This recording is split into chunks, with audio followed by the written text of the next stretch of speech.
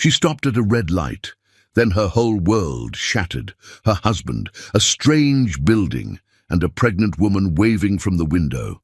What she did in the next 5 minutes left the entire city talking. Hi, my beautiful family. Welcome back to your own family channel, Mr. Peter Stories. May every woman listening tonight be surrounded by grace, dignity, and unshakable courage, because what you're about to hear will remind you that a woman's spirit cannot be broken, her worth cannot be measured, and her strength always rises above every storm. The traffic light glowed red against the deepening evening sky, and Karen Scott hummed softly to herself, her fingers drumming against the steering wheel in time with the melody playing on the radio. The grocery bags in her back seat held ingredients for Andrew's favorite meal, the pasta dish she had perfected over their years together, the one that always made him smile and pull her into his arms with that look that said she was his entire world. Marriage had been her sanctuary, a love story that began when they were barely more than children, when Andrew had nothing but dreams and determination, when she had stood beside him through every uncertain night, and believed in him when the rest of the world dismissed his ambitions. But something had shifted in recent months, a distance creeping into their home like frost spreading across glass. Andrew came home later and later, his excuses growing more elaborate and less convincing. He no longer reached for her in the darkness, no longer sought her opinion on decisions that once required her input, no longer laughed at her jokes or listened when she spoke about her day. His phone became a third presence in their marriage, buzzing constantly with messages he would not let her see, calls he took in other rooms with the door closed and his voice lowered to whispers. When she touched his shoulder, he flinched. When she asked if something was wrong, he snapped at her with irritation that felt like a stranger wearing her husband's face. The light stayed red, and her gaze drifted across the intersection to the luxury apartment building that rose against the skyline, its floor-to-ceiling windows offering glimpses into other people's lives. That was when she saw him. Andrew, unmistakable even from this distance, standing in a living room that was not theirs, wearing the navy suit she had picked up from the dry cleaner that very morning. Her heart stopped before her mind could process what came next. A woman appeared beside him, young and radiant, wearing a silk robe that barely contained her heavily pregnant belly. Karen's hands tightened on the steering wheel until her knuckles turned white, her wedding ring catching the last rays of sunlight. The pregnant woman moved toward Andrew with her hand pressed against her lower back, and he reached out instinctively to steady her, his touch gentle and protective, in a way that Karen recognized because it had once belonged to her. The woman threw her arms around his neck, laughing at something he said, and Andrew's hand moved to cradle her swollen stomach with a tenderness that made Karen's chest constrict until she could not breathe. The light turned green. Cars behind her began honking, their angry blares distant and meaningless. She could not move, could not look away, could not process the magnitude of the betrayal unfolding across the intersection. 6 years of absolute trust, of defending him against friends who whispered concerns about his mother's disapproval of their interracial marriage, of sacrificing her own dreams so he could build his empire, shattered into 1,000 irreparable pieces. Karen did not remember driving home. She found herself standing in their bedroom with no memory of parking the car or climbing the stairs, staring at the California king bed they had chosen together, at the photos on the dresser documenting their love story. Something cold and hard settled in her chest where her heart used to be, a transformation that happened in an instant, turning grief into steel and betrayal into fuel. She moved through their home with mechanical precision, pulling his clothes from the closet and stuffing them into garbage bags, emptying his drawers, yanking his shoes from their racks, stripping his side of the bed until the sheets lay in a crumpled heap on the floor. By the time Andrew arrived home, whistling as he loosened his tie like this was just another ordinary evening, she had lined the hallway with garbage bags.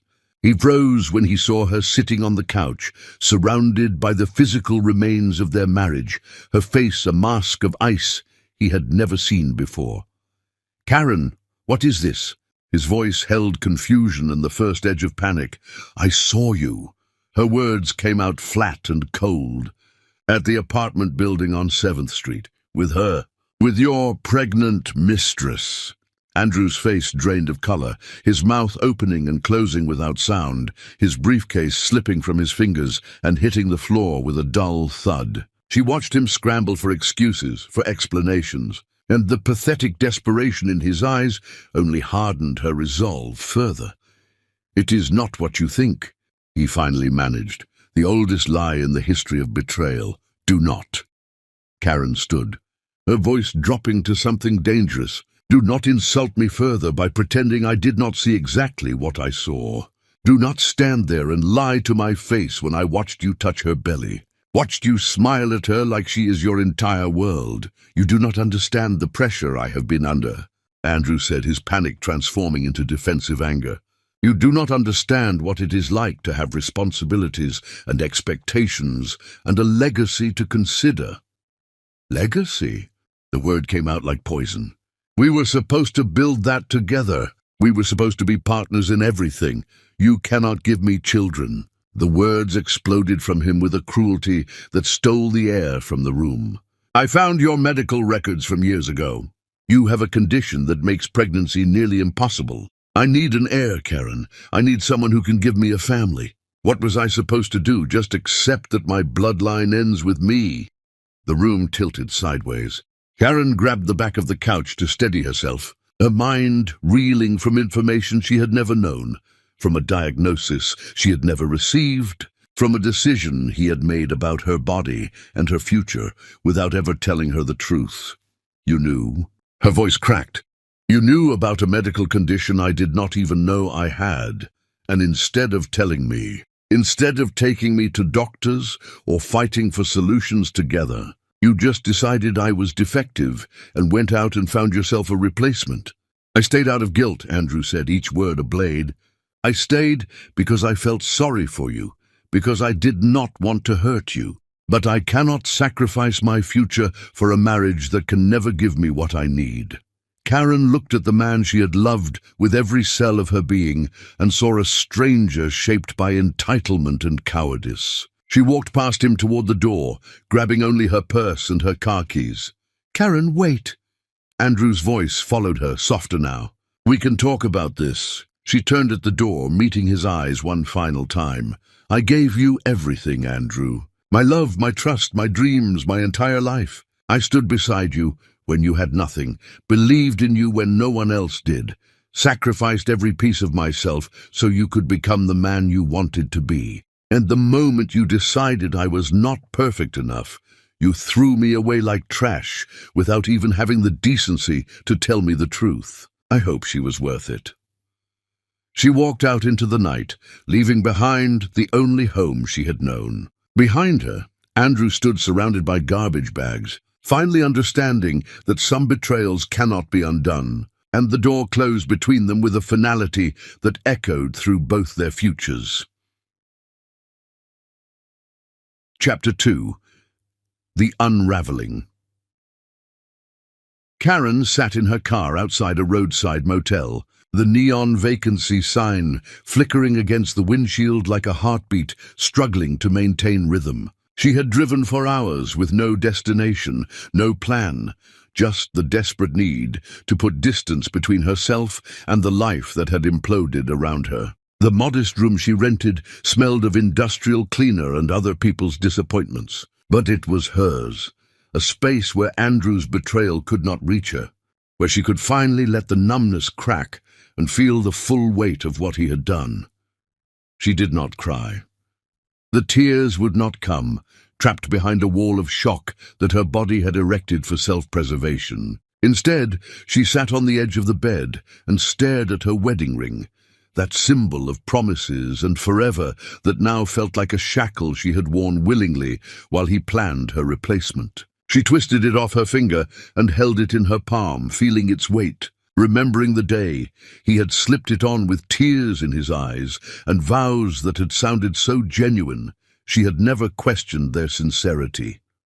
Her phone buzzed incessantly with calls from Andrew, each one ignored, each voicemail deleted without listening. She had nothing left to say to him, no words that could adequately express the devastation of discovering your entire marriage was a performance, that the person you trusted most had been systematically dismantling your life while you remained blissfully ignorant. Friends texted asking if she was all right, having heard something was wrong, and she powered off the phone rather than explain that her husband had thrown her away like defective merchandise because of a medical condition she did not even know she had.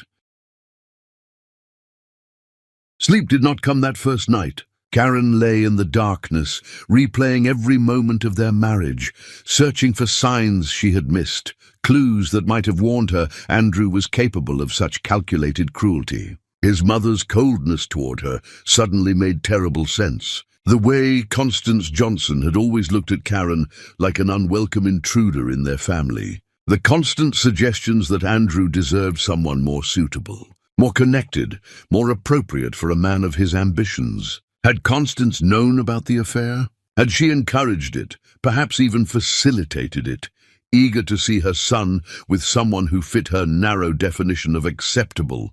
The thought made Karen's stomach turn. She had endured years of subtle racism disguised as concern, microaggressions wrapped in silk and delivered with a smile, all while Andrew stood silently beside his mother instead of defending his wife. She had told herself it did not matter, that Andrew's love was enough to weather his family's disapproval. But now she understood that his silence had been a preview of his eventual betrayal, a demonstration that he would always choose the path of least resistance over standing up for what was right. Morning arrived with harsh sunlight that hurt her eyes. Karen showered in the tiny bathroom, washing away the scent of the home she had abandoned, scrubbing her skin until it turned pink and raw. She looked at herself in the mirror and barely recognized the woman staring back, her eyes hollow and her expression carved from granite. This was what betrayal looked like. What happened when the foundation of your existence crumbled and left you standing in the ruins, wondering who you were without the role you had played for so long. She needed to find a place to live, needed to figure out how to survive without access to the accounts Andrew controlled, needed to start over from absolutely nothing. The reality of her situation began to sink in with crushing weight. She had sacrificed her own career to support Andrew's ambitions, had put her dreams on hold repeatedly while he built his empire, and now she had nothing of her own except a car and whatever money remained in her personal checking account. He had made her dependent, whether intentionally or through thoughtless selfishness, and now that dependency felt like chains she had forged herself. Karen drove to the bank and withdrew every dollar from her account before Andrew could freeze it or claim it somehow belonged to him. The amount was pitifully small, barely enough to survive for a few weeks, but it was hers, and he could not take it from her. She found a studio apartment in a neighborhood far from their previous life, a place with thin walls and questionable plumbing, but a landlord willing to rent to someone with cash and no references. She bought an air mattress and second-hand clothes from a thrift store, each purchase a reminder of how far she had fallen, how completely Andrew had dismantled her life with his betrayal. Her phone remained off for days, a necessary disconnection from everyone who might ask questions she could not bear to answer. But eventually, reality demanded acknowledgement, and when she finally powered it on, the messages flooded in with overwhelming force. Andrew had called dozens of times, his voicemails progressing from angry demands that she return home to pathetic pleas for her to just talk to him. Friends had heard rumors, whispers that something terrible had happened, and they reached out with concern that felt suffocating rather than comforting. One message stood out among the rest. Her college roommate Jasmine, who had moved across the country years ago but maintained sporadic contact, had somehow heard about the separation and left a simple text that cut through the noise with its directness. "Whatever happened, You did not deserve it. Call me when you are ready. I'm here. Karen stared at those words until they blurred, until the tears finally came, in great heaving sobs that shook her entire body. She cried for the girl who had believed in fairy tales and happily ever after. For the woman who had trusted so completely, she never saw the knife until it was already buried in her back. For the future, she had imagined that would never exist now. She cried until she had nothing left, until her body ached and her throat burned, until the well of grief finally ran dry and left her empty, but somehow lighter.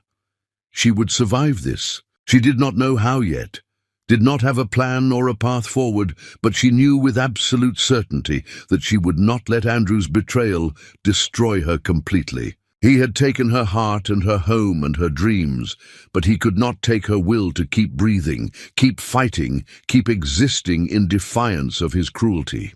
She would rebuild herself from these ashes, and when she rose again, she would be something he could never touch, never hurt, never diminish with his selfishness and his cowardice.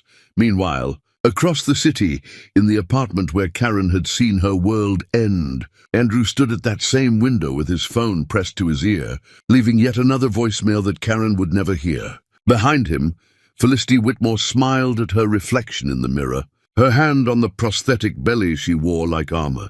Already planning her next move in a game Andrew did not even know he was playing. Chapter 3. The Revelation. Karen found work at a small law firm, a receptionist position that paid barely enough to cover her rent and groceries, but required no explanation of the gap in her resume or the references she could not provide. The attorney who hired her, an older woman named Patricia Langford, asked no questions about the hollow look in Karen's eyes or the way her hands trembled when she filled out the employment paperwork. Patricia simply handed her a desk, a list of responsibilities, and a kindness that felt like a lifeline in churning waters.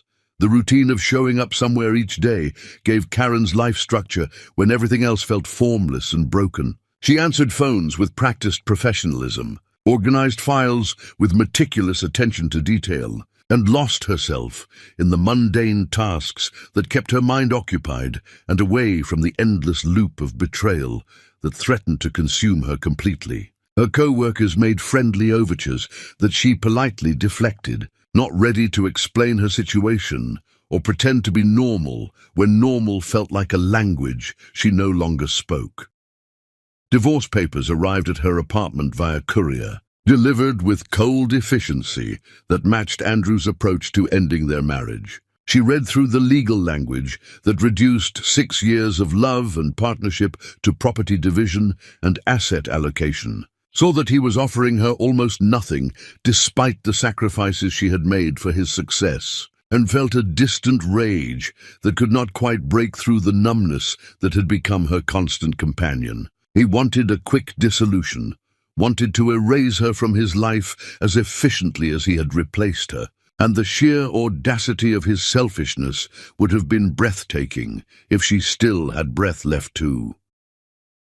She signed the papers without contest, without demanding what she deserved, because fighting him would require energy she did not possess, and engagement she refused to give. Let him keep his money and his things, and his empire built on lies. She wanted nothing that carried his fingerprints, nothing that would tie her to him for longer than absolutely necessary. Her signature felt like the final act of their tragedy, the moment when she officially released him from obligations he had already abandoned and freed herself from the illusion that their marriage had ever been what she believed. Patricia found her crying in the bathroom one afternoon, ugly sobs she could not quite muffle behind the stall door. Instead of pretending not to notice or offering empty platitudes, Patricia simply waited until Karen emerged, and then took her to lunch at a quiet cafe where they could talk without the office listening. Karen found herself spilling the entire story, every humiliating detail of discovering Andrew's affair, the medical condition he had kept secret, the cruelty of his words, and the devastation of realizing she never really knew him at all. "My ex-husband did something similar," Patricia said, when Karen finally ran out of words. Different details, but the same essential betrayal. Left me for his secretary, the most cliché thing imaginable, and acted like I was unreasonable for being upset. That was decades ago, and I survived it. You will too, even though right now that probably sounds impossible. How did you do it? Karen asked, desperate for some blueprint, some evidence that life could exist on the other side of this devastation.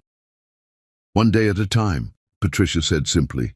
One breath, one step, one moment of not giving up even when giving up felt like the only option. And eventually those moments added up to something that looked like a life again. Not the life I planned, but a life nonetheless. One that belonged entirely to me.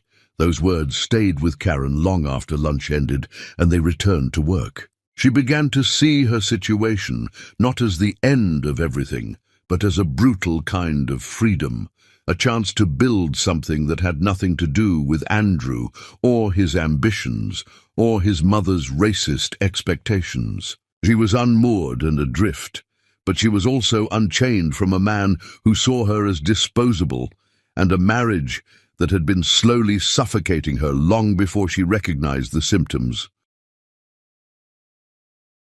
She started taking evening classes in things that interested her, subjects she had abandoned when Andrew's needs took priority over her own curiosities. She read books she had been meaning to explore for years, watched movies Andrew had dismissed as pointless, ate foods he claimed to dislike, and slowly began to remember who she had been before marriage reshaped her into someone designed to complement his life rather than live her own. Each small act of independence felt like rebellion, like reclaiming territory Andrew had colonized without her realizing she was being occupied.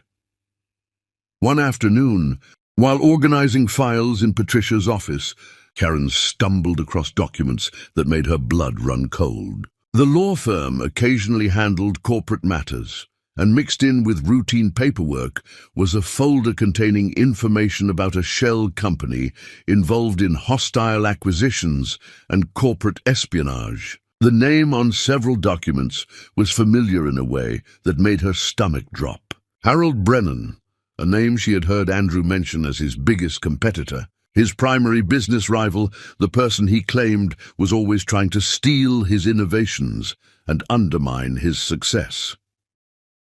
Karen's hands shook as she read deeper into the file, seeing patterns and connections that should not exist. Felicity Whitmore's name appeared on bank transfers, her signature on non-disclosure agreements, her employment listed as consultant for one of Brennan's subsidiaries. The dates aligned perfectly with when Andrew had started acting strange, when his behavior had shifted and his late nights had become routine. This was not a simple affair born from passion or wandering desire. This was calculated, strategic, designed to destroy Andrew from the inside while he remained blind to the weapon being used against him. Karen should have felt vindicated, should have experienced some satisfaction at discovering Andrew was being betrayed, just as he had betrayed her.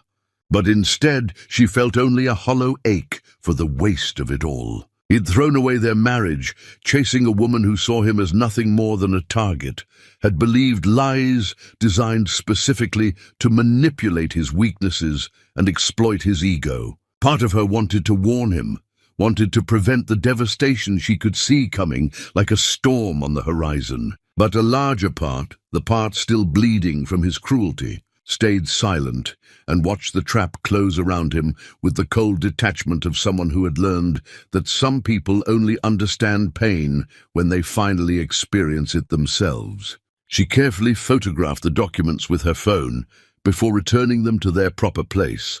Evidence of a conspiracy she would not report, but wanted preserved nonetheless. Whatever happened next to Andrew was his own doing, the natural consequence of valuing the wrong things and hurting the people who actually loved him. She had tried to save him once by being the perfect wife, the supportive partner, the woman who sacrificed everything for his dreams. That version of herself had died the moment she saw him touch another woman's pregnant belly, and she would not resurrect it now, not even to spare him from his own stupidity and greed.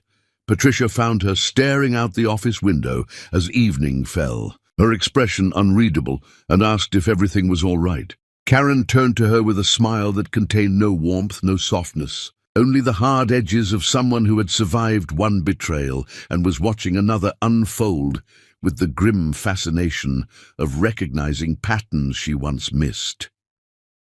"Everything is perfectly fine," Karen said, and meant it in ways Patricia could never fully understand. Chapter 4. The Architect. Karen walked through her tiny apartment as dawn broke over the city. Unable to sleep, her mind circling endlessly around the documents she had discovered. The knowledge of Felicity's deception sat heavy in her chest, not with the weight of responsibility, but with the strange burden of witnessing karma in action. She made coffee in the small kitchenette, watching steam rise from the cup like ghosts of the life she used to have, and tried to reconcile the woman she had been with the woman she was becoming. Her phone rang, shattering the morning silence. Jasmine's name appeared on the screen, and Karen answered with the weariness of someone who had not slept properly in weeks. "You sound terrible," Jasmine said without preamble, her voice carrying the familiar directness that had defined their friendship since college. "Talk to me. Tell me everything." So Karen did. She told Jasmine about the traffic light in the window and the pregnant belly, about Andrew's cruel confession regarding her supposed infertility, about the divorce papers and the tiny apartment and the job that barely kept her afloat. She told her about discovering Felicity's connection to Harold Brennan, about the conspiracy unfolding in documents she had accidentally uncovered, about the choice she had made to let Andrew face the consequences of his own blindness. "Good," Jasmine said fiercely when Karen finished. "Let him burn. Let him feel what it is like to be betrayed by someone he trusted, to have his world ripped apart by lies and manipulation. You do not owe him anything, Karen. Not your forgiveness, not your help, not your concern. He made his choices. Now he gets to live with them." "I know that," Karen said quietly. "But it still feels strange, watching it happen and doing nothing to stop it." "That is not doing nothing," Jasmine corrected. "That is refusing to rescue someone who pushed you off a cliff. That is self-preservation.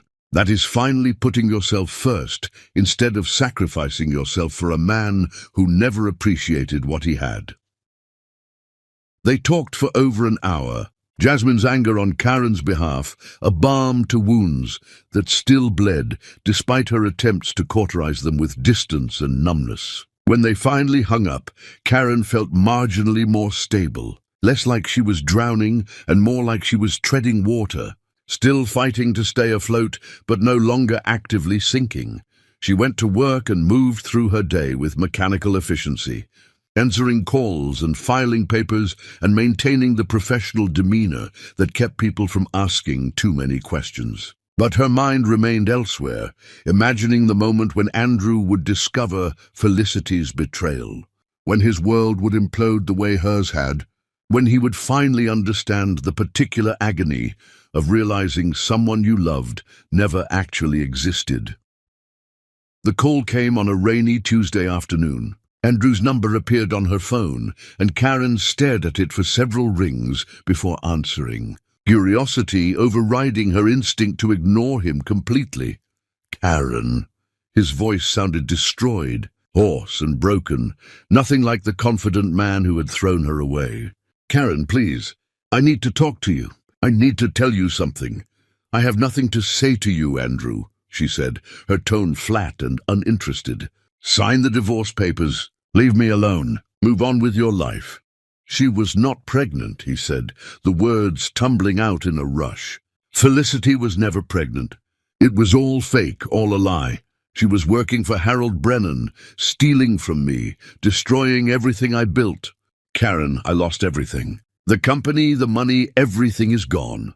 Karen closed her eyes and saw the documents in her mind. The proof of conspiracy she had discovered weeks ago. The evidence that could have saved him if she had chosen to share it. She felt no triumph, no satisfaction, only a distant sadness for how completely they had both been destroyed by his choices. "I am sorry that happened to you," she said, and meant it in a way that had nothing to do with wanting to help him. "But it has nothing to do with me anymore. You ended our marriage, Andrew. You threw me away. What happens to you now is not my responsibility. I know I hurt you," Andrew said desperately. "I know I said terrible things and made horrible choices. But Karen, please, you have to understand. My mother convinced me that you were trying to trap me, that your family was beneath our standards, that I needed someone who could give me a proper heir. She poisoned me against you, and I was too weak to fight her, too cowardly to defend you. I am sorry. I'm so incredibly sorry.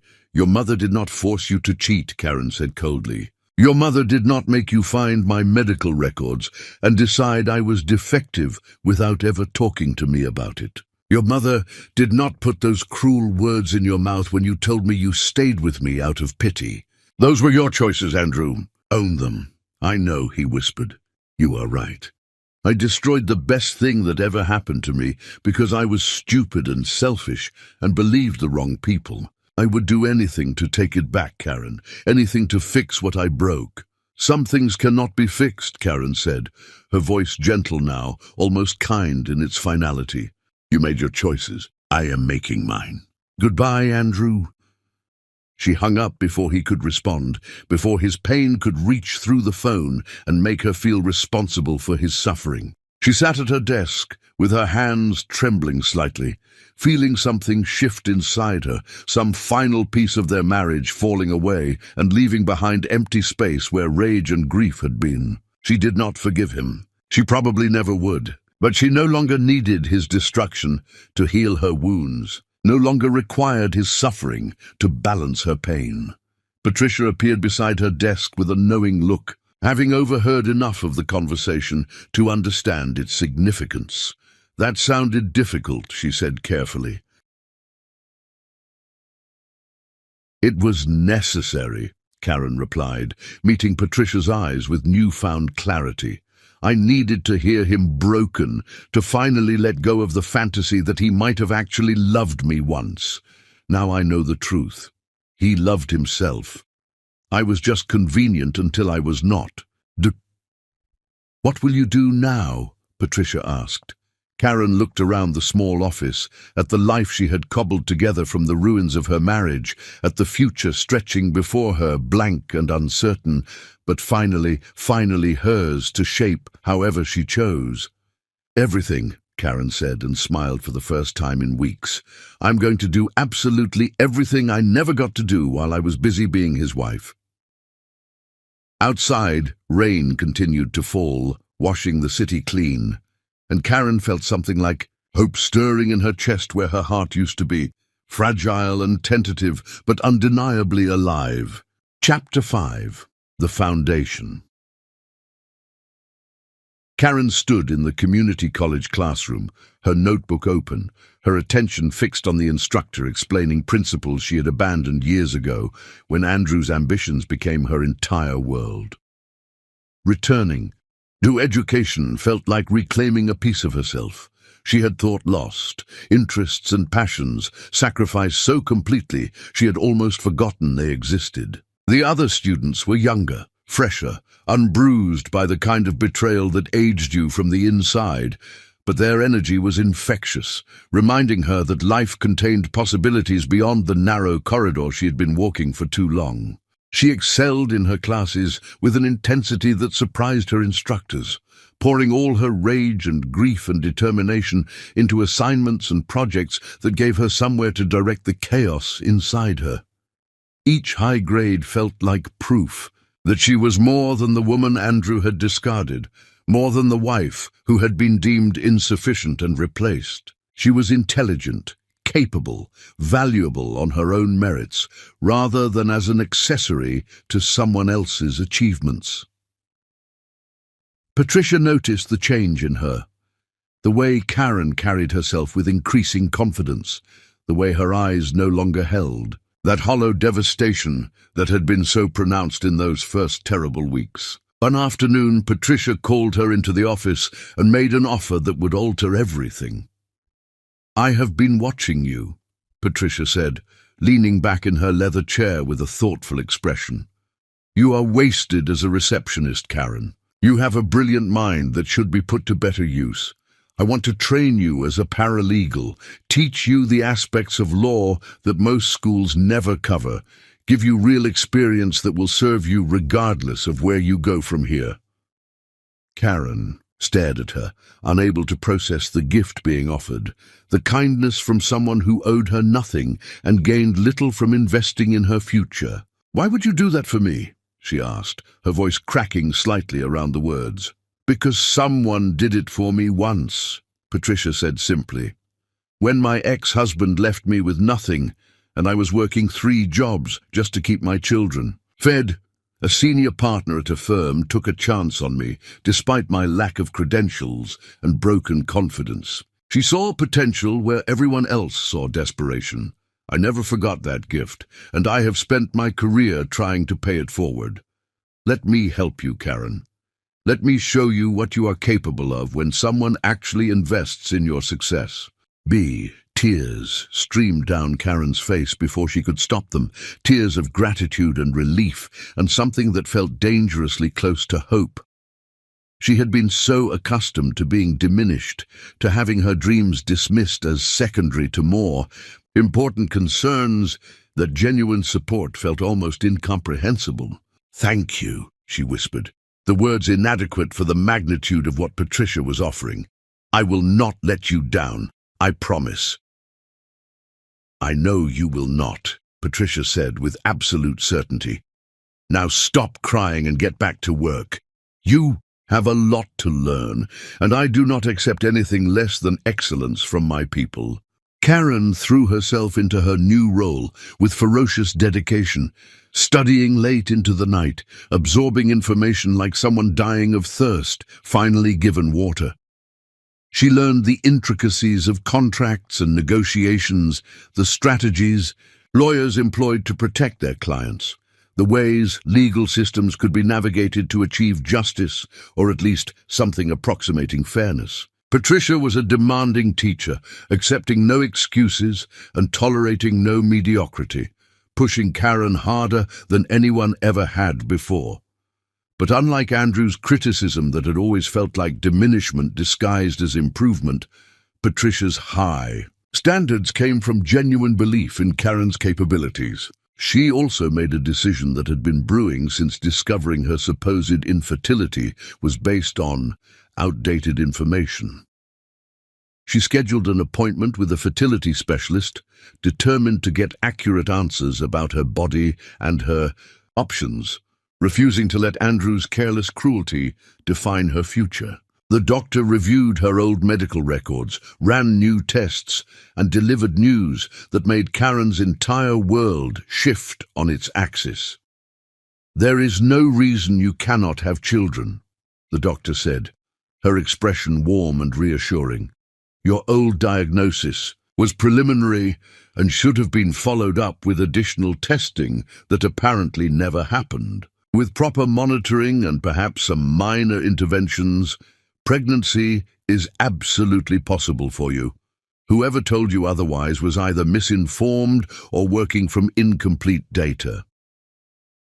Karen left that appointment feeling vindicated and enraged in equal measure. Andrew had destroyed their marriage over a medical condition that never actually existed, had replaced her based on false information he never bothered to verify, had deemed her defective without giving her any opportunity to seek proper treatment or second opinions. The cruelty of it was breathtaking, the casual way he had made permanent decisions about her body and her future without her knowledge or consent.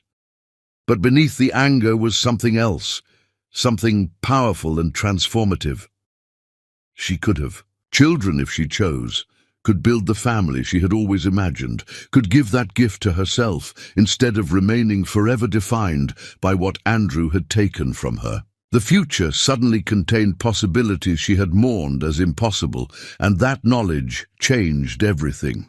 Jasmine visited one weekend, flying across the country to check on her friend and assess the progress Karen claimed in their phone conversations. She found Karen in a different apartment, slightly larger and significantly nicer than the first desperate place she had fled to, decorated with touches of personality that spoke of someone rebuilding rather than merely surviving.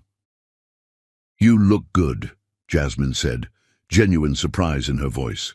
"Tired, but good, like you are actually living instead of just going through the motions." "I am," Karen admitted, pouring wine for both of them. "It still hurts, and I still have days where I want to scream at the unfairness of everything, but I am building something that belongs to me. Patricia is teaching me so much, and I am finally pursuing interests I abandoned, and I found out I can have children if I want them someday." "Andrew was wrong about everything then," Jasmine said with satisfaction. "He threw away a diamond because his racist mother convinced him you were not good enough, and now he is broken alone while you are thriving. I call that justice." "It does not feel like justice," Karen said thoughtfully. "It just feels like waste. We could have had something beautiful if he had been brave enough to fight for it, if he had valued me over his mother's approval and his obsession with legacy. But he was not, and we did not, and now here we are. I'm not glad he's suffering, but I'm glad I'm not suffering with him anymore." They spent the weekend together, laughing in ways Karen had not laughed in months, sharing memories of who they had been before life got complicated and painful. Jasmine's presence reminded Karen that she had an identity beyond wife, beyond betrayed woman, beyond survivor. She was still herself underneath all the trauma, still capable of joy and friendship and ridiculous humor that had nothing to do with Andrew or his destruction. When Jasmine left, Karen stood at the window of her apartment, watching the city lights flicker like possibilities waiting to be seized. She thought about the woman she had been at that traffic light, naive and trusting, and about to have her world shattered. She thought about the woman she was now, harder and wiser and infinitely stronger for having survived her own destruction. She thought about the woman she was becoming, undefined by anyone's expectations or limitations, free to pursue whatever future she could imagine and build with her own hands. Her phone buzzed with a message from Patricia reminding her about an early meeting, and Karen smiled at the screen with genuine warmth. She had a purpose now, a path forward that belonged entirely to her, and nothing Andrew had done could take that away because she had built it from the ashes of what he destroyed. She was rising slowly but surely, and when she finally stood at her full height, she would be magnificent in ways he never imagined possible, because he never actually saw her at all. Chapter 6. The Emergence. Karen attended the legal conference with Patricia, her first professional event in her new role, and felt profoundly out of place among the expensive suits and confident networking. She had never been comfortable in these environments, even when she attended as Andrew's wife, always feeling like an intruder in spaces designed for people who looked and spoke and moved differently than she did. But Patricia had insisted she needed the exposure, needed to see how connections were made and opportunities created. And Karen trusted her mentor enough to push through the discomfort. The keynote speaker was discussing ethical considerations in representing difficult clients, and Karen found herself absorbed by the presentation, by the complexity of balancing legal obligations with moral concerns. She took notes compulsively, her mind racing with questions and connections, so focused on the content that she barely registered the crowd around her or the hum of conversation that filled the conference hall during breaks. Patricia introduced her to several colleagues, attorneys with decades of experience who treated Karen with courtesy but clear skepticism, their eyes assessing her worth and finding it wanting. She had grown accustomed to this reception, the dismissive glances and patronizing tones that suggested she did not belong in their world. But it still stung in ways she refused to acknowledge publicly. She smiled professionally, asked intelligent questions, and let her competence speak louder than their prejudgments. During a panel discussion on corporate law, Karen noticed a man sitting several rows ahead, his posture familiar in a way that made her stomach clench. She told herself she was imagining things, that her traumatized mind was seeing ghosts where none existed. But when he turned his head slightly, she recognized Andrew's profile with devastating certainty. He looked different somehow, diminished and weathered, the arrogance that had always characterized him replaced by something quieter and sadder. Her first instinct was to flee, to escape before he noticed her presence and shattered the equilibrium she had fought so hard to establish. But something kept her rooted in place, some stubborn refusal to run from him again, to let his mere existence drive her away from spaces she had every right to occupy. She had done nothing wrong, had committed no crime except trusting the wrong person, and she would not surrender her hard-won confidence because her ex-husband happened to be in the same room.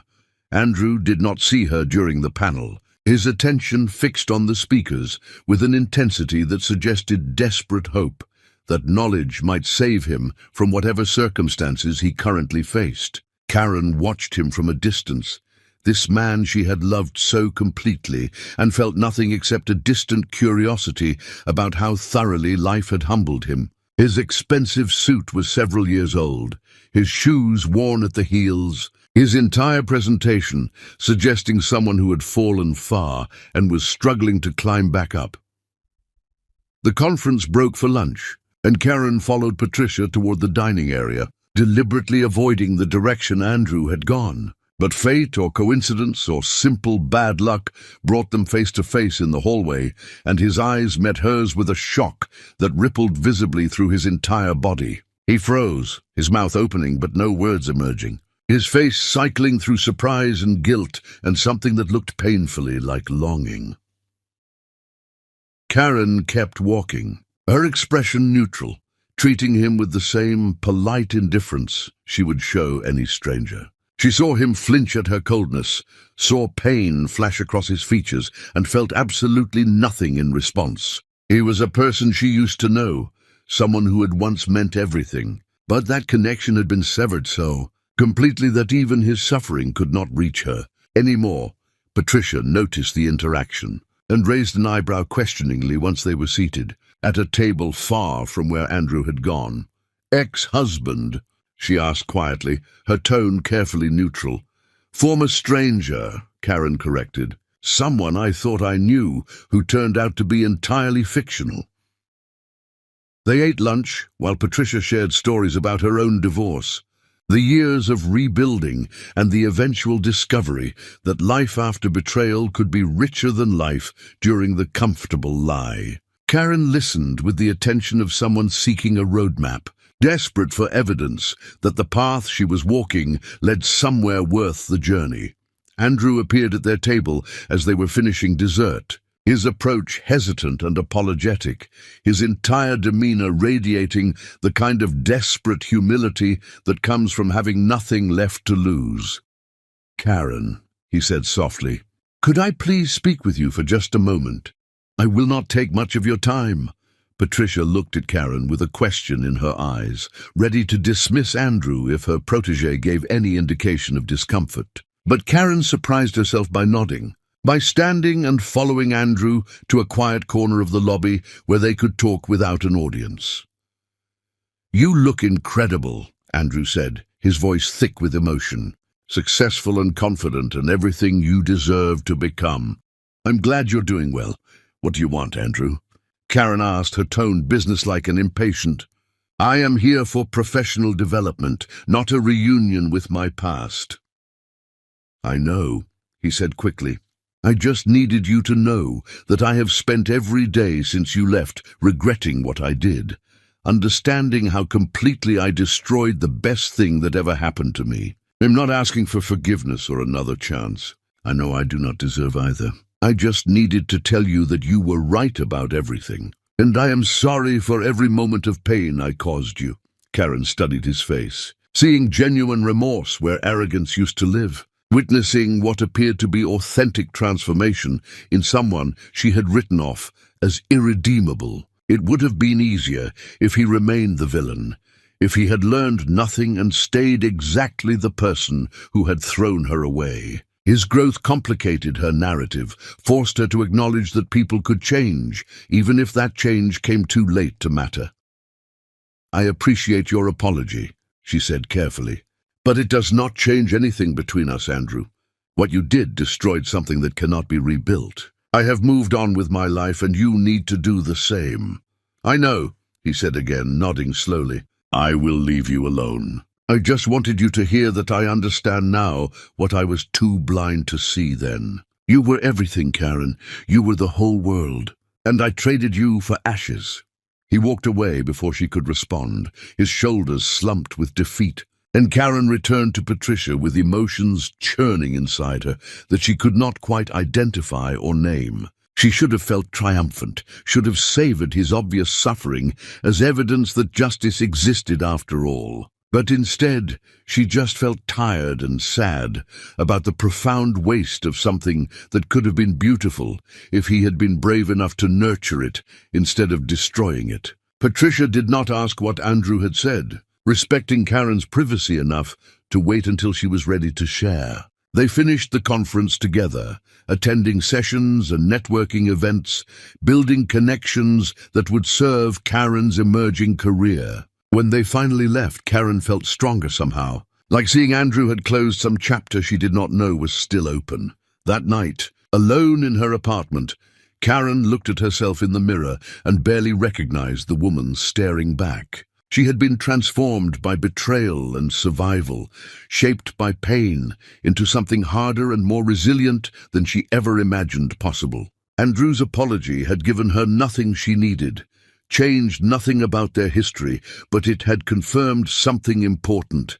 She had not been crazy or oversensitive or wrong to leave. He had been exactly as terrible as she believed, and his belated understanding could not undo the damage he had inflicted. She went to bed thinking not about Andrew, but about her future, about the career she was building, and the possibilities stretching before her like an open road with no destination except wherever she chose to go. She was free in ways she had never been during their marriage, liberated by his betrayal to finally become whoever she wanted without compromise or sacrifice. It was a bitter kind of gift, but it was hers, and she would not waste it dwelling on someone who had already taken too much of her life. Chapter 7. The Distance. Karen threw herself into work with an intensity that concerned even Patricia, staying late every night, arriving early every morning, filling every moment with tasks and learning and forward motion that kept her from thinking too deeply about the conference and Andrew's presence. She told herself the encounter had not affected her, that seeing him broken and apologetic meant nothing, that she remained completely indifferent to his fate. But her dreams betrayed her, replaying moments from their marriage when love had felt real and eternal, forcing her to wake in darkness with tears on her face and his name on her lips.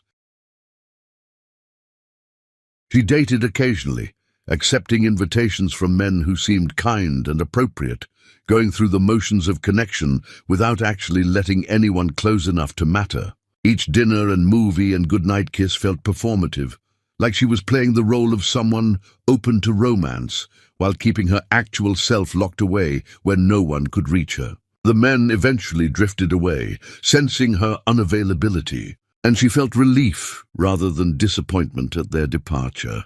Jasmine called one evening, her voice carrying concern that transcended distance. "You sound strange," she said without preamble, "different from when I visited." "Talk to me, Karen. What happened?" So Karen told her about seeing Andrew at the conference, about his apology and his obvious suffering, about the unwelcome realization that his transformation felt genuine, even though it came far too late to repair what he had shattered.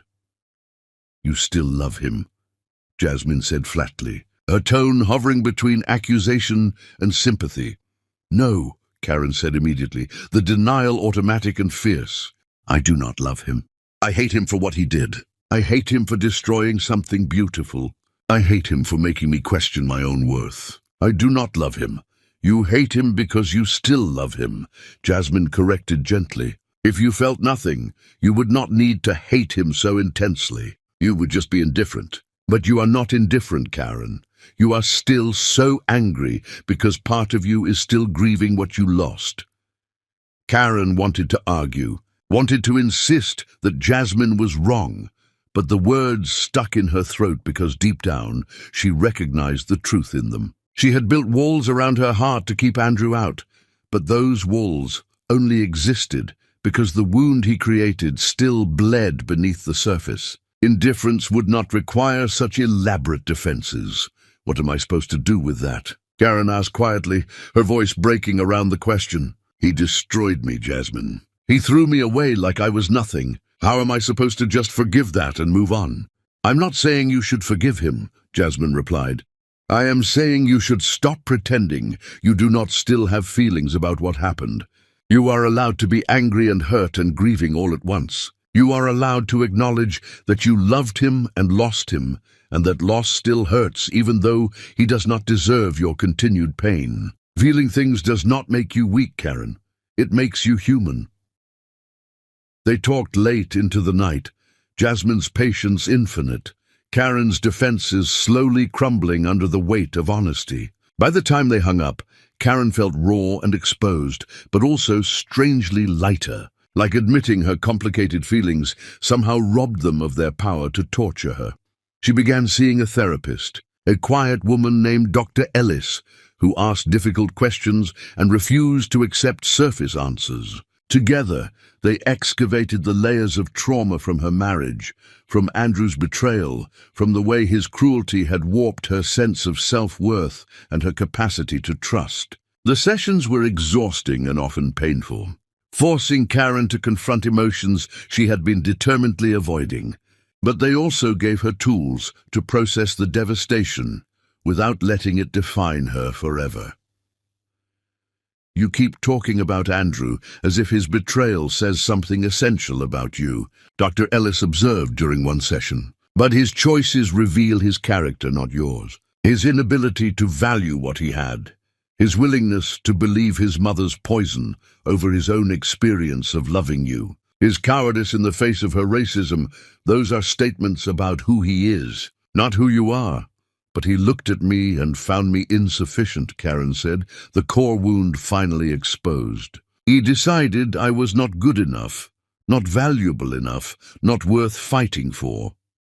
He decided wrong, Dr. Ellis replied simply. And you have spent years proving exactly how wrong he was. Look at everything you have built from the ashes of your marriage. Look at the career you are creating, the strength you have developed, the life you are living on your own terms. You are not insufficient, Karen. You are extraordinary. And his failure to recognize that tells us nothing about your worth and everything about his blindness. Those words settled into Karen's bones, slowly displacing the narrative Andrew had written about her inadequacy. She began to see herself through eyes unclouded by his judgment, recognizing her own intelligence and resilience and capacity for survival. She was not the broken woman he had discarded. She was the phoenix who had risen from those ashes and built something magnificent from her own determination. Patricia offered her a permanent position at the firm, a role with real responsibility and genuine respect. Acknowledging the progress Karen had made and the potential she continued to demonstrate. The salary still was not lavish, but it was enough to live comfortably, to pursue her interests, to build a life that felt sustainable and authentic. Karen celebrated by moving to a better apartment, a place with actual sunlight and space to breathe, somewhere that felt like home rather than temporary shelter. She decorated according to her own taste, buying furniture and art that pleased her without considering anyone else's opinion, creating an environment that reflected who she was becoming rather than who she had been forced to be. She ran into Andrew one more time, months after the conference, in a coffee shop near Patricia's office. He sat alone in the corner with a laptop and a look of intense concentration, clearly working on something that demanded his full attention. Karen almost left without speaking, almost preserved the distance between them. But something made her walk over to his table instead. "Hello, Andrew," she said, her voice neutral but not unkind. He looked up, surprise and wariness flashing across his features, clearly expecting her to unleash some righteous anger at his presence in her neighborhood. "Karen," he said cautiously, "I did not know you worked around here. I can leave if my being here bothers you." "It does not," she said, surprising both of them with the truth of it. "I just wanted to tell you that I heard you were helping people who needed support, using what influence you have left to open doors for others. That is good work, Andrew. I'm glad you found a way to make something positive from everything that happened." He stared at her like she had spoken in a foreign language, his eyes filling with tears he clearly was not expecting. "Thank you," he whispered. "That means more than you could possibly know."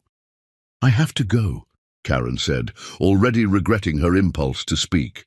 "Take care of yourself."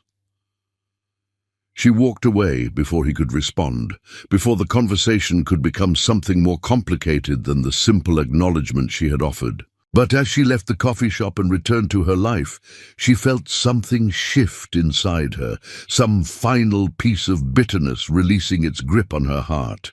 She did not forgive him. She probably never would. But she no longer needed his suffering to validate her own healing, no longer required his destruction to feel whole.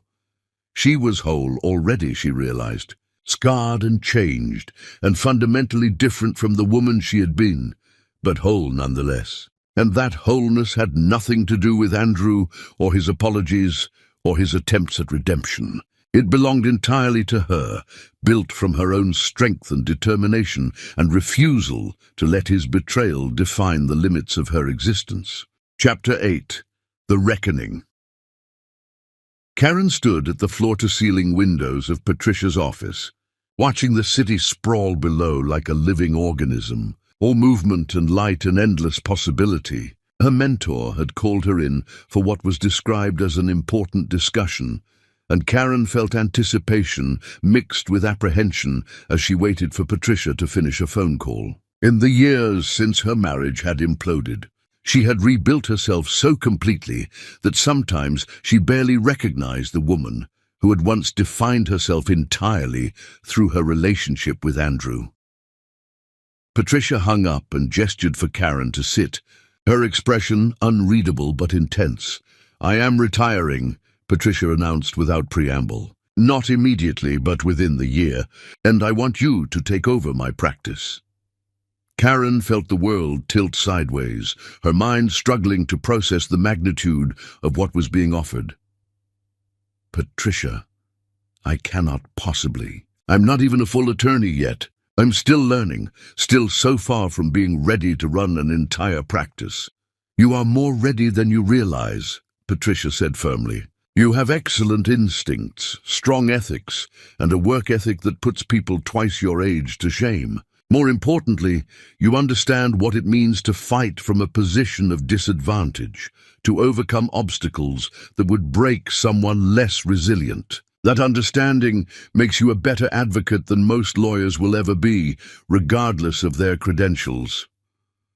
"But what about the other paralegals? What about people who have been here longer, who have more experience?" "None of them have what you have," Patricia replied. "None of them possess your particular combination of intelligence and empathy and absolute refusal to accept defeat. I built this practice to help people who needed an advocate, Karen. I want to leave it in hands that will honor that mission. Your hands." Tears blurred Karen's vision before she could stop them, gratitude and disbelief warring inside her chest. She thought about the woman who had fled her marriage with nothing, who had slept in roadside motels and survived on hope and stubbornness alone. That woman could never have imagined this moment, this validation, this future being handed to her by someone who believed in her potential. "I do not know what to say," she managed finally, her voice thick with emotion. "Say yes," Patricia suggested with a rare smile. "Say you will finish your legal education and take over this practice and continue helping people who need someone in their corner. Say you will not waste the gifts you have been given by playing small to make others comfortable. Yes, Karen said, the word feeling like a vow, like a promise to herself as much as to Patricia. Yes, I will do it. I will make you proud. You already have, Patricia said simply, reaching across the desk to squeeze Karen's hand. Every single day you make me proud. The way you survived what Andrew did to you, the way you refused to let that devastation define your limits, the way you turned pain into purpose. You are exactly the kind of person this world needs more of. Karen left the office feeling like she was floating, her heart so full it threatened to burst from her chest. She walked through the streets without destination, letting her feet carry her, while her mind spun with possibilities and plans and the overwhelming gratitude of being seen, truly seen for who she was rather than who someone else needed her to be. That evening, Karen sat in her apartment with a glass of wine and a heart that ached with fullness rather than emptiness. She thought about calling Jasmine to share the news, about posting something on social media to celebrate this milestone. But instead, she sat in quiet appreciation of how far she had traveled from that traffic light where her world had shattered. Every step had been agony, every breath a battle. But she had kept moving forward, even when forward felt impossible. Her phone buzzed with a message from an unknown number, and she almost deleted it without reading until curiosity got the better of her. The words on the screen made her breath catch, made her newly healed heart stutter with unwelcome recognition. I know you told me to move on with my life, and I have tried. But I need you to know that seeing you thriving, seeing you become everything you were always meant to be, brings me more peace than I deserve. I am proud of you, Karen, even though I have no right to those feelings. You were always extraordinary. I was just too blind to appreciate it until I had already destroyed us. I will not contact you again. I just needed you to know that you were never the problem. You were always the solution. I was just too broken to hold on to you properly. The world is better because you survived what I did to you. I hope you know that. The message was signed with Andrew's name, and Karen stared at it for a long time, feeling things she could not quite identify or categorize. His words sounded genuine, carried the weight of hard-won understanding, acknowledged truths he had been too arrogant to see when they mattered. But they also changed nothing, fixed nothing, repaired nothing that had been shattered between them. He wanted absolution or closure or some acknowledgement that his transformation mattered to her, but she had nothing left to give him. She thought about responding, about telling him she had just been offered Patricia's practice, about sharing her triumph with the one person who knew what she had come from and how far she had traveled. But that impulse died as quickly as it arose, because Andrew no longer deserved access to her victories or her joy. He had forfeited that privilege when he threw her away, and his belated understanding did not restore what he had voluntarily surrendered. Karen deleted the message without responding, refusing to engage with his continued presence in her life, even at this distant remove. She would not give him the satisfaction of knowing his words had moved her, had made her pause and remember and feel things she preferred to keep buried. Her energy was for herself now, for building the future Patricia was helping her create, for becoming the person she had always possessed the potential to be if given the right support and opportunities. She poured herself another glass of wine and raised it to her reflection in the window, toasting the woman she had become and the woman she was still becoming. Patricia's faith in her had planted seeds that were finally blooming into something remarkable, something that bore no resemblance to the life she had lost. This was better, she realized with sudden clarity. This life she was building from her own determination and grit was infinitely more valuable than the comfortable existence she had shared with Andrew, where her worth was tied to his success and her dreams were always secondary to his ambitions. Weeks passed in a blur of studying and working and preparing for bar examinations.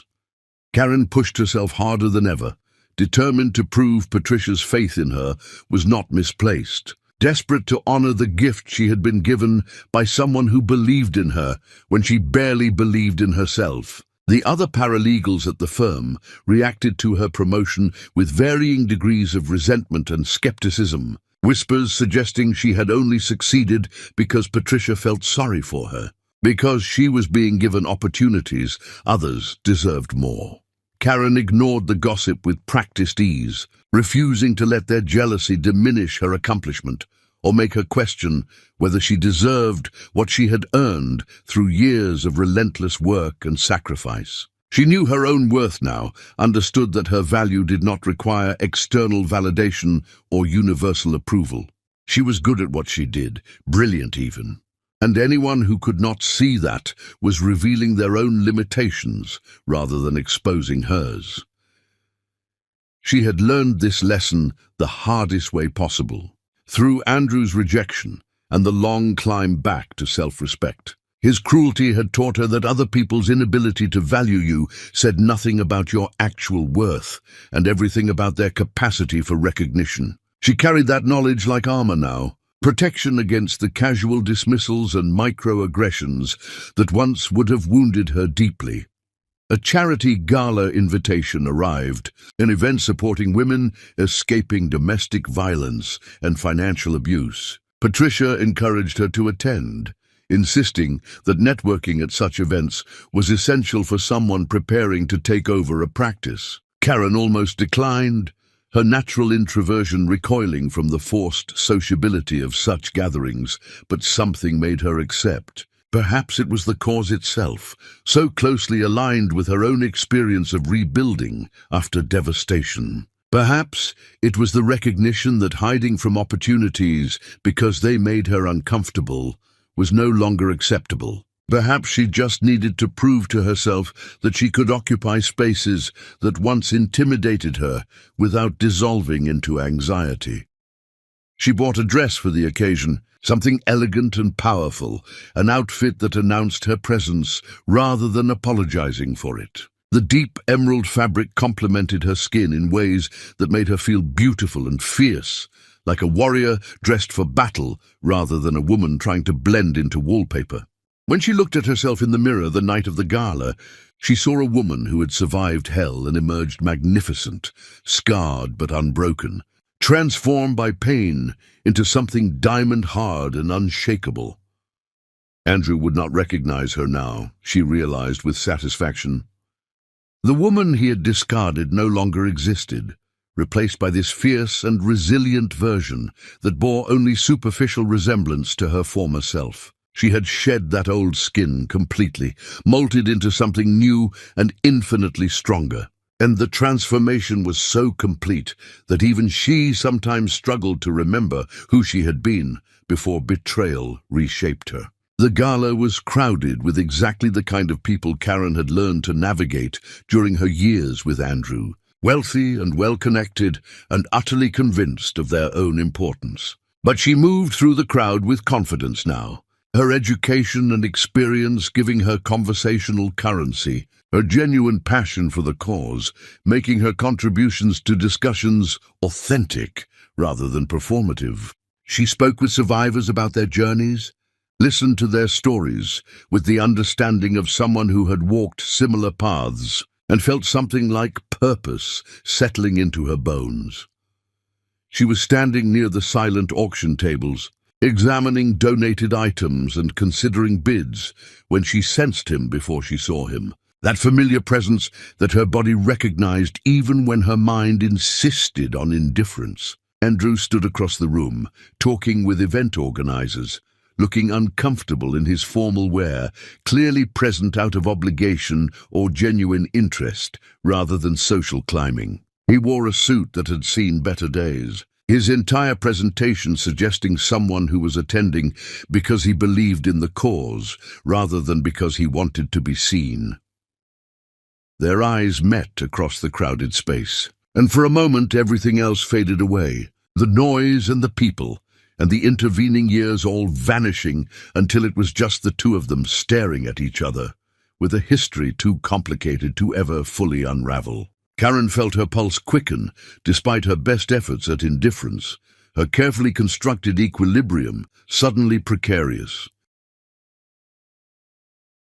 She could read the surprise in his expression, the pain and longing that he tried unsuccessfully to mask, the way his entire body seemed to lean toward her before he caught himself and remained rooted in place. Karen turned away first, refusing to let his presence derail her evening or make her question her own equilibrium. She had worked too hard to reach this point, had suffered too much to arrive at this place of peace and purpose, to let his unexpected appearance shatter what she had built. But she felt him throughout the rest of the gala, always at the periphery of her awareness, a ghost from her past haunting the edges of her present. She gave a brief speech about the Foundation's work, her voice steady and powerful as she spoke about surviving financial abuse and rebuilding from nothing. She did not mention Andrew by name, but anyone who knew their story would recognize the echoes of her experience in her words. She spoke about the importance of supporting women as they reclaimed their lives, about the transformative power of believing in someone's potential even when they had been broken by betrayal. When she finished, the applause was thunderous, and Karen felt tears threatening despite her determination to remain composed. Patricia stood in the front row with pride written across her face, and Karen focused on her mentor rather than scanning the crowd for Andrew's reaction. She would not give him that power, would not let his presence influence how she felt about her own accomplishment.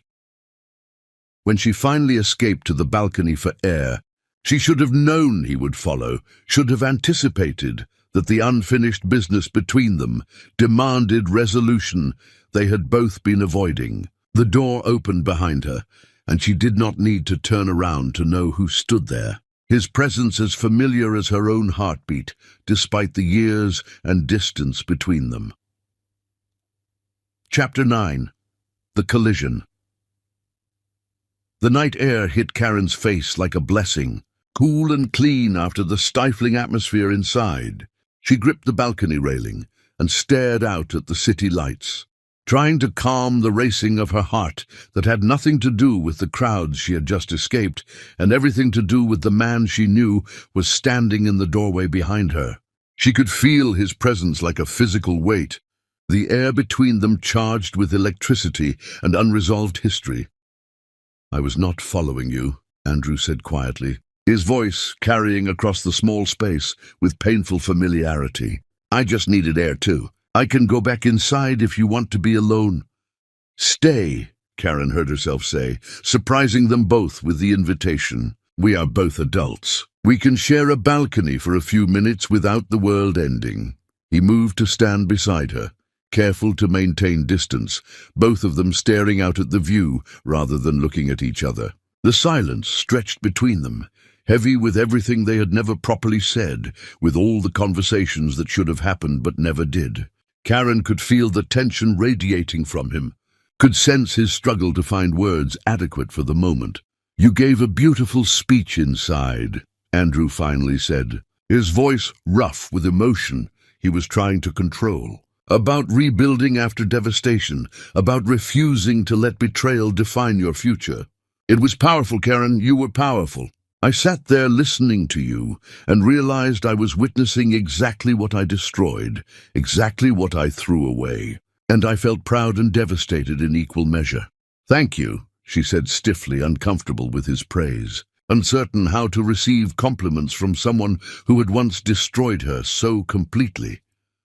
"I have been trying to stay away from you," Andrew continued, his words spilling out like he had been holding them back too long. "Trying to respect your wishes and leave you in peace. But seeing you tonight, seeing how incredible you have become, I cannot keep pretending I do not still think about you constantly, that I do not regret every single day what I threw away. Karen, you were everything I should have protected, and instead I destroyed you. And watching you thrive despite what I did is the most beautiful and painful thing I have ever witnessed." "Andrew, do not," Karen said, her voice tight with warning. "Do not do this. Do not make this complicated when it has finally become simple." "It has never been simple," he replied, finally turning to face her, and the raw pain in his eyes made her breath catch despite her determination to remain unmoved. I destroyed the best thing that ever happened to me because I was weak and stupid and believed my mother's poison over my own heart. I threw away a woman who loved me unconditionally for a fake pregnancy and a business legacy that meant nothing. Everything I touched turned to ash, Karen, and I deserved every bit of it. But knowing I deserved my suffering does not make it easier to live with the knowledge that I hurt you, that I damaged something irreplaceable, that I chose wrong at every single turn. Karen felt something crack inside her chest. All the rage and grief and confusion she had been suppressing suddenly flooding through the barriers she had built. Her hands gripped the railing until her knuckles turned white, her whole body trembling with the effort of maintaining her composure when everything inside her wanted to scream.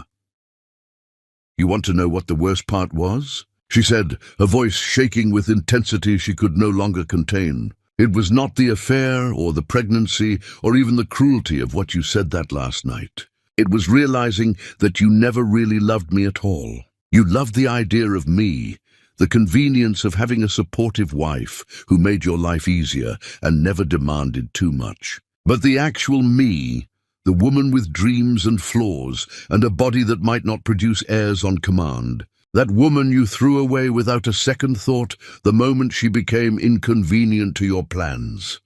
"That is not true," Andrew protested desperately. "I did love you, Karen. I still love you. I was just too damaged and too weak to love you the way you deserved. My mother spent years poisoning me with racist garbage about your family, about your background, about how you were not good enough for our family. She made me believe that loving you was a betrayal of everything I was supposed to be, everything I was supposed to want. And I believed her because it was easier than fighting, easier than standing up for what I knew in my heart was right. Then you were a coward," Karen said coldly, the word cutting through the night air like a blade. "You were a coward who valued his inheritance and his mother's approval more than his marriage. You were a coward who made unilateral decisions about my body and my future without ever giving me a choice, or even the courtesy of honesty. You were a coward who replaced me and then acted shocked when I would not forgive you for it. You were a coward in every way that mattered, Andrew. And your belated bravery means nothing because it comes years too late to repair what you destroyed." "You are absolutely right," Andrew said, tears streaming down his face now, his composure finally shattering completely. "I was all of those things. I'm still working every day not to be those things anymore. But I have spent years trying to understand what I did wrong, trying to become someone who might deserve even a fraction of what you gave me. I know I cannot fix what I broke. I know you will never forgive me, and you should not. But I need you to know that losing you taught me what actually matters in this world. And everything I do now is an attempt to honor what you survived because of my cruelty, to make some small amends for the devastation I caused." Karen felt her own tears falling. Hot and furious, all the grief she had been holding finally breaking through the dam she had constructed. Her chest heaved with sobs she could not quite suppress, years of suppressed emotion demanding release. She turned away from him, not wanting him to see her fall apart, not willing to give him the satisfaction of witnessing how deeply he could still wound her. "You do not get to make your redemption my burden," she said, her voice breaking around the words. "You do not get to tell me about your growth and your understanding and expect me to absolve you of what you did. I survived despite you, Andrew, not because of you. I built myself back from absolutely nothing while you got to learn valuable life lessons from destroying me. Do not stand here and ask me to celebrate your evolution when it came at the cost of my complete devastation. That is not fair. That is not right. That is you being selfish one more time, asking me to carry the weight of making you feel better about the terrible things you did." "I am not asking for anything," Andrew said quietly, his voice rough with barely controlled emotion. "I am just telling you the truth, because I think you deserve to hear it, even if hearing it changes nothing between us." I was a monster who destroyed something precious. You deserved so much better than what I gave you, and I will spend the rest of my life trying to make amends for what I did, even though nothing I do will ever be enough to balance the scales or repair the damage I caused." Karen stared at him through her tears, at this man who had once been her entire world, and felt something fundamental shift inside her. She did hate him, but Jasmine had been right that her hatred was just love that had been poisoned by betrayal, that her continued anger was proof she still cared enough to be wounded by what he had done. She wanted to be indifferent, wanted to feel nothing when she looked at him, but indifference required an absence of feeling she had never achieved despite years of trying. "I hate you," she said, the words torn from somewhere deep and raw, from a place she usually kept locked away. "I hate you for destroying something that could have been beautiful. I hate you for making me doubt my own worth for years. I hate you for letting your mother's racism destroy our marriage when you should have fought for us. I hate you for everything you took from me, for every dream you killed, for every piece of myself I had to rebuild from ashes. But mostly I hate you for changing, for becoming someone who might have been worth keeping if you had found this version of yourself while I still loved you enough to try again." "I am sorry," Andrew whispered, his voice breaking completely. "I'm so incredibly sorry for all of it, for every moment of pain, for every tear you cried, for every night you spent alone rebuilding what I destroyed. I'm sorry that my apology means nothing, that my understanding came too late, that I cannot undo what I did or give you back what I took. I'm just sorry, Karen, for being the kind of person who could hurt you that way." They stood together in the wreckage of their history, two people who had loved and destroyed each other. Bound by shared trauma they could never fully escape. Karen felt exhausted suddenly, bone-deep tired of carrying the weight of their past, of letting his betrayal define the boundaries of her future, of holding on to anger that served no purpose except to keep her chained to someone who no longer deserved space in her heart. "I found out the infertility diagnosis was wrong," she said, the confession escaping before she could stop it, before she could protect him from this final devastating truth. "My body is fine. I can have children if I want them. You destroyed our marriage over outdated information you never bothered to verify, Andrew. You threw me away for absolutely nothing. You ruined both our lives over a lie you could have easily disproven if you had cared enough to actually investigate, instead of just accepting the easiest excuse to replace me." The devastation on his face was absolute, his legs seeming to weaken beneath him. He gripped the railing for support, his entire body shaking with the force of this revelation. "No," he breathed, the word barely audible. "Karen, no. Please tell me you're lying. Please tell me I did not destroy us over something that was not even real." "You did," she confirmed, her voice steady despite the tears still falling. "You absolutely did. You decided I was broken without ever fighting for me, without ever believing in us enough to search for solutions or second opinions. You took the easy path and replaced me with someone you thought could give you what you wanted, and now you get to live with knowing how catastrophically wrong you were about everything. You threw away a woman who could have given you the family you claimed to need so desperately. You destroyed a real future chasing a fake one. That is what you did, Andrew. That is what you have to live with now." "I do not know how to survive this," Andrew said, his voice cracking completely, tears streaming unchecked down his face. "I do not know how to live with what I have done to you, with how completely I destroyed everything that mattered. Karen, how do I breathe knowing that I ruined both our lives over something that was never even true?" "You figure it out the same way I did," Karen said, her tone hardening even as her own tears continued to fall.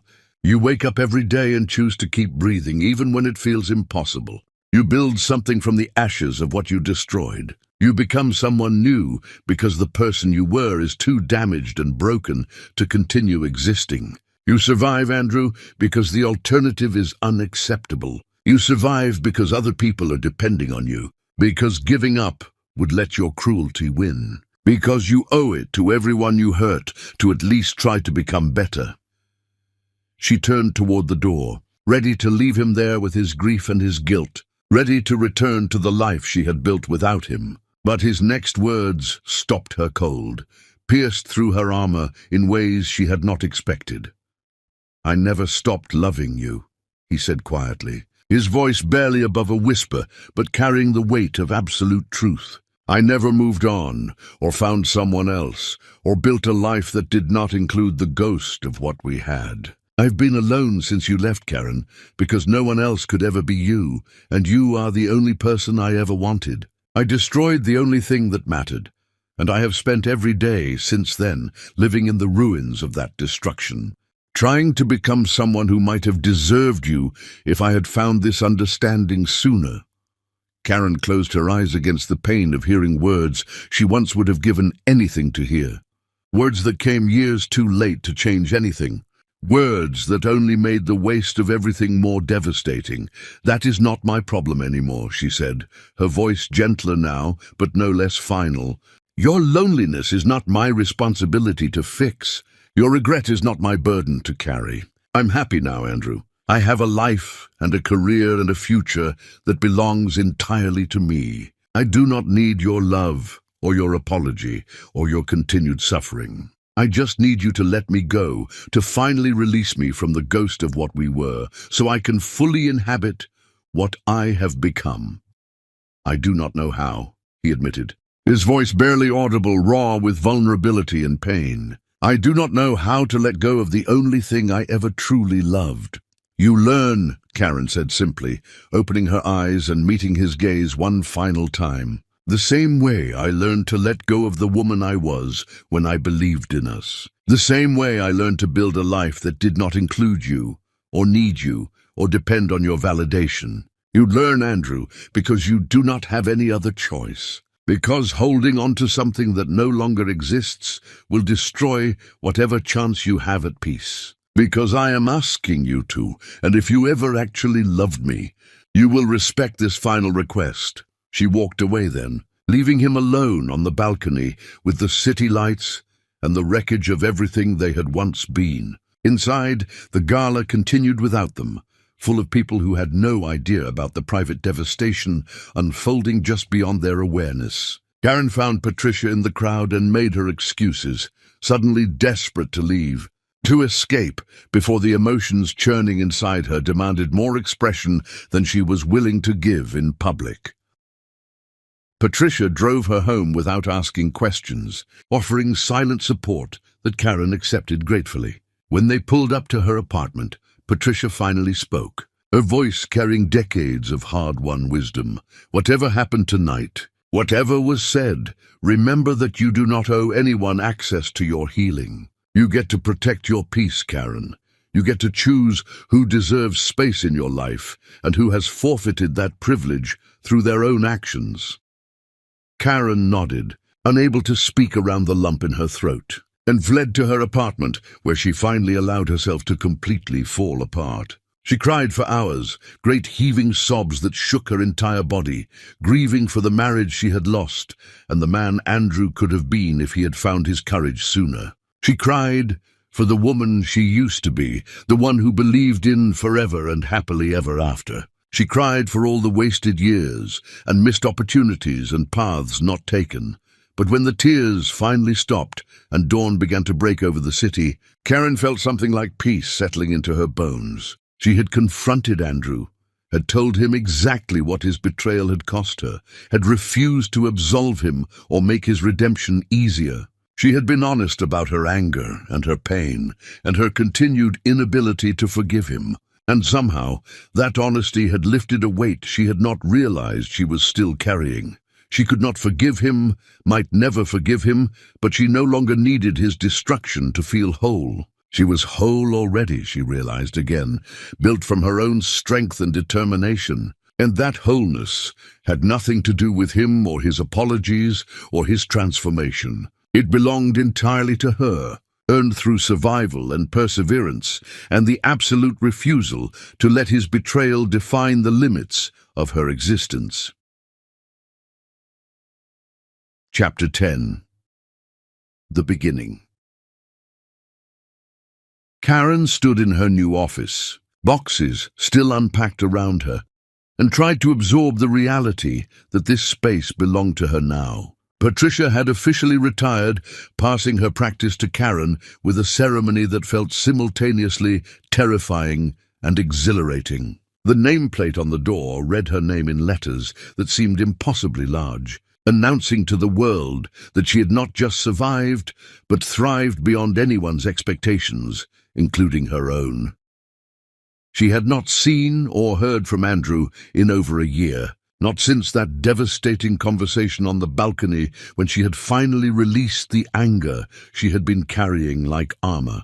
She occasionally heard his name mentioned in passing, whispers that he was doing good work helping people who needed advocacy, that he had completely transformed his approach to wealth and power.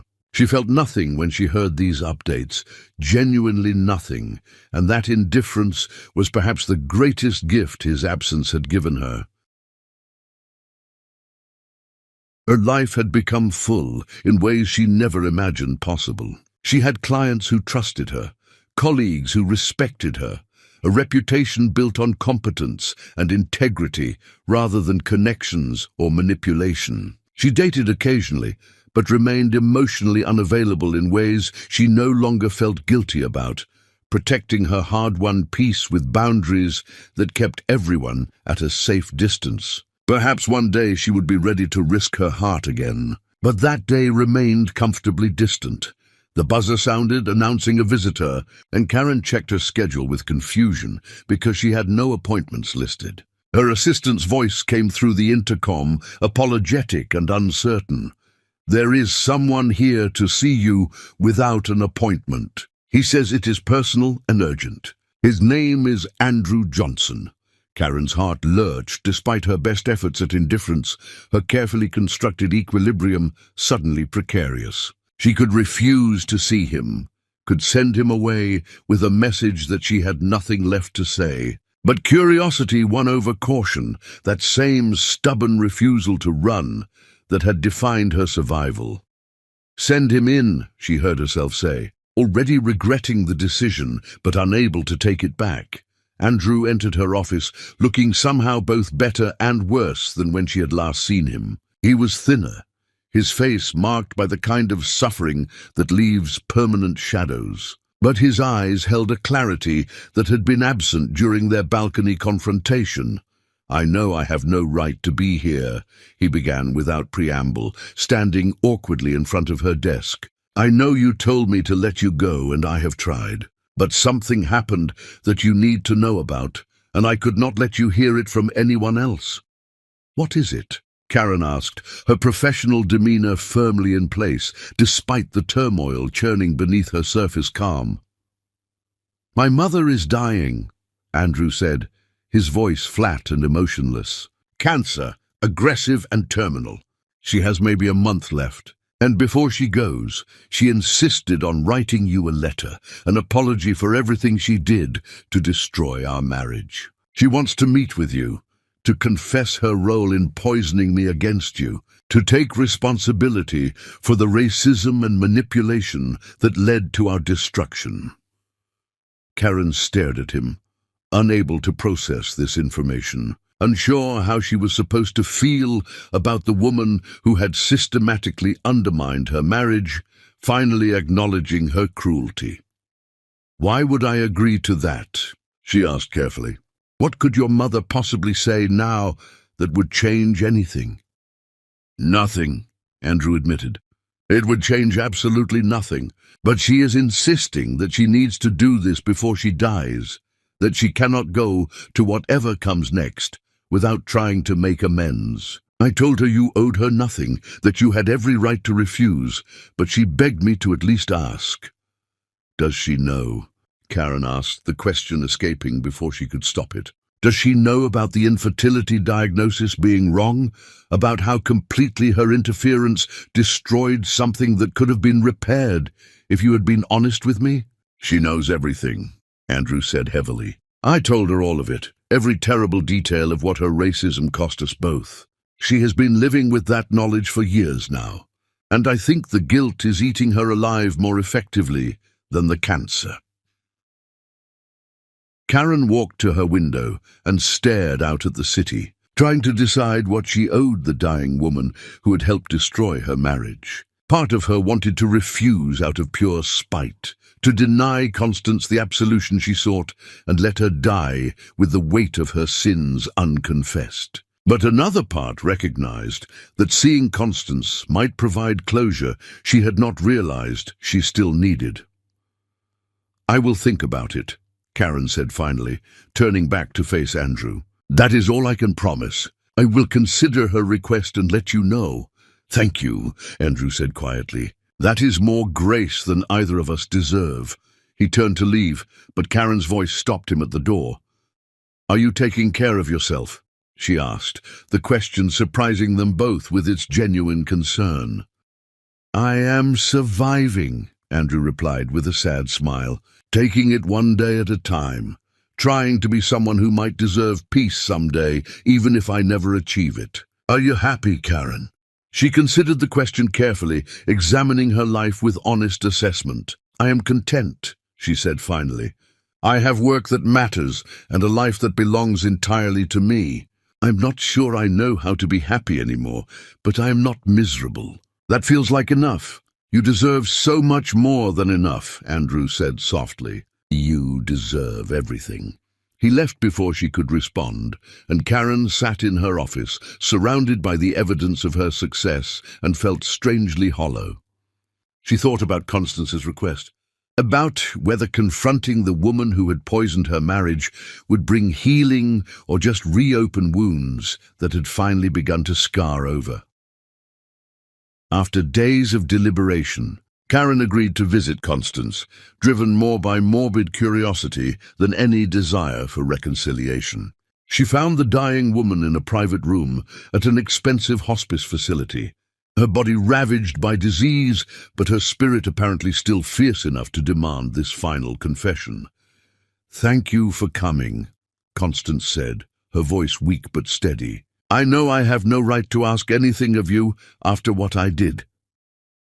"You do not," Karen agreed, sitting in the chair beside the bed, but maintaining emotional distance.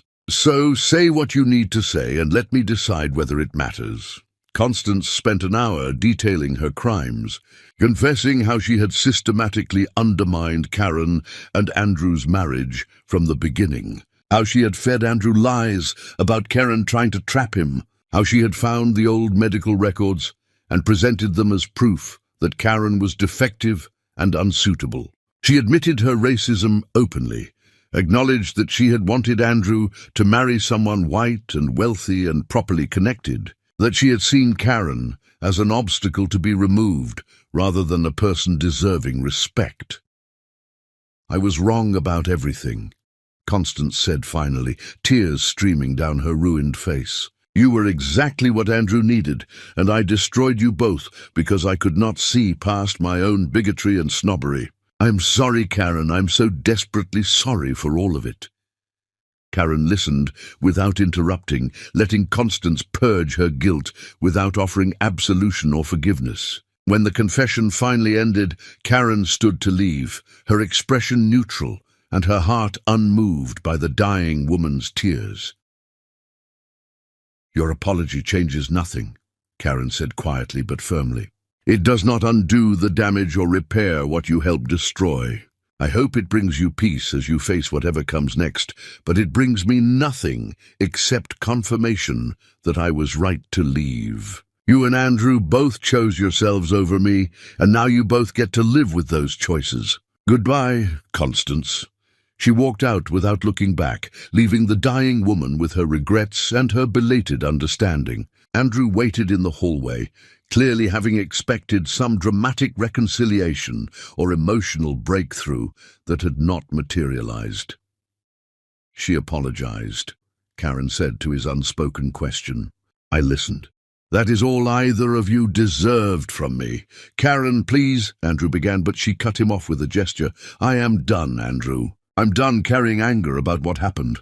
I am done letting your mistakes and your mother's cruelty define my capacity for peace.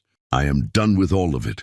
I hope you find happiness. I hope you build a good life. But I need you to understand that our story is over, permanently and completely. There is no reunion waiting at the end of this, no moment where I suddenly forgive everything and we try again. We are finished. Accept that and move forward.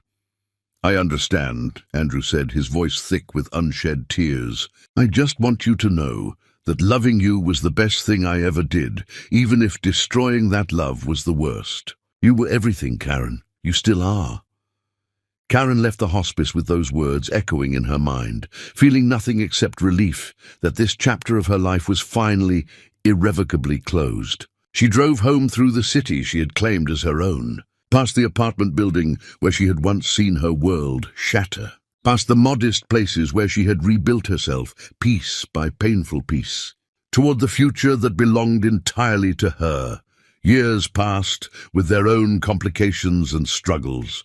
Karen's practice thrived, but success came with exhausting hours and difficult cases that sometimes kept her awake at night. She dated men who seemed promising until they revealed their own damage, their own incapacity for the kind of partnership she needed. She went to therapy regularly, still unpacking layers of trauma that surfaced at unexpected moments, still learning how to trust without the paralyzing fear of betrayal. She met Thomas during a particularly grueling case, a legal consultant who challenged her intellectually and respected her boundaries without making her feel broken for having them. Their relationship developed slowly, cautiously, built on honest conversations about past wounds and present limitations. He had his own scars from a divorce that had taught him humility, his own wariness about promising forever when forever had already failed him once. They were two damaged people choosing each other anyway, building something imperfect and real. When Karen became pregnant, the joy was complicated by terror that something would go wrong, that her body would betray her the way Andrew had claimed it would. The pregnancy was difficult, marked by complications that required bed rest and constant monitoring, by moments when she questioned whether pursuing motherhood was worth the risk. Thomas held her through panic attacks triggered by medical appointments, reminded her that she was strong enough to survive whatever came. Never promised that everything would be fine, because they both knew life offered no such guarantees.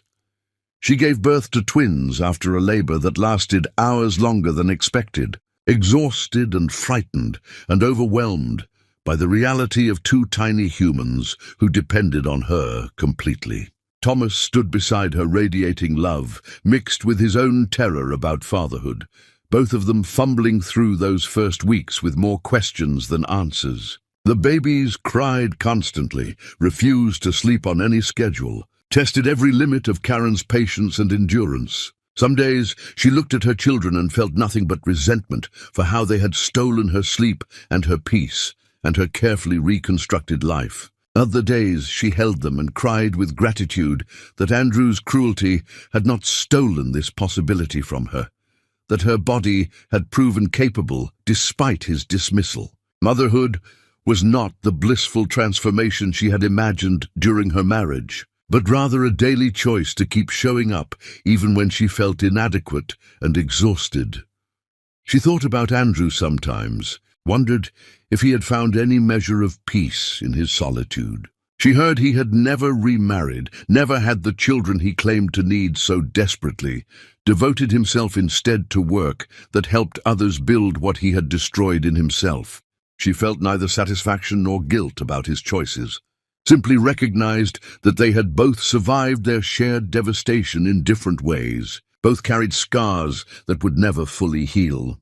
Her daughter had Andrew's eyes, a detail that startled Karen the first time she noticed it, that still occasionally caused her breath to catch when the light hit just right.